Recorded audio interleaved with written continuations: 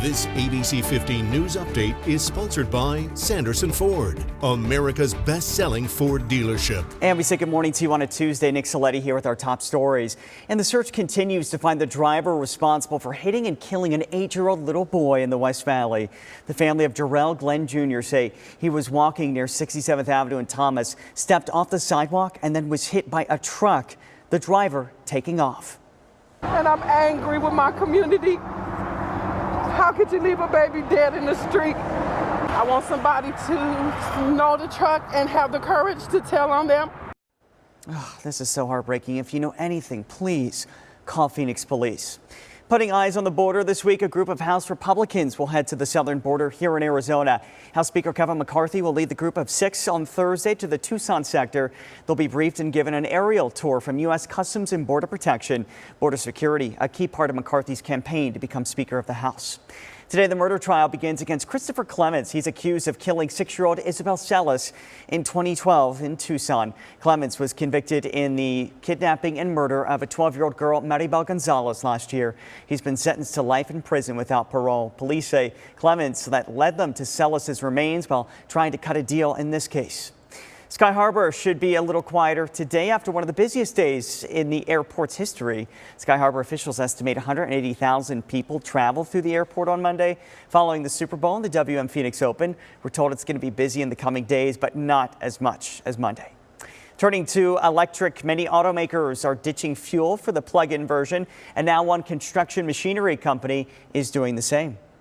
Our customers came to us and asked, what solutions can you develop for us that help us become more sustainable, because they've made commitments to reducing their greenhouse gas emissions from their mine sites.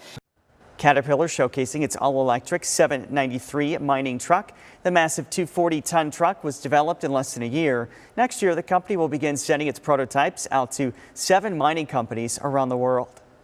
We're going to learn with the mining company how these machines interact around the site, what it takes to charge them, recharge them, to actually have them move across the infrastructure.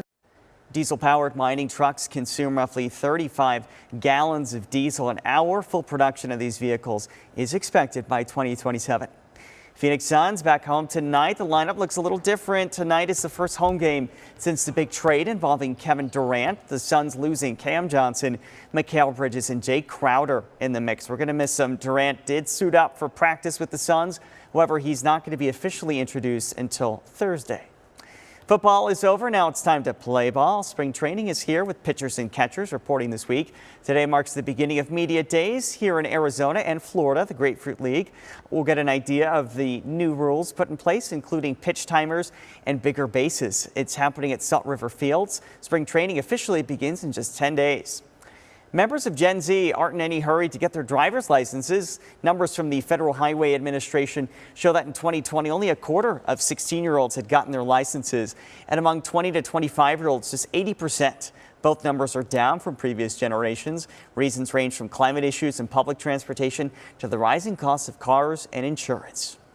Other tough topics to talk about, but necessary to prepare. We're talking about wills and trusts.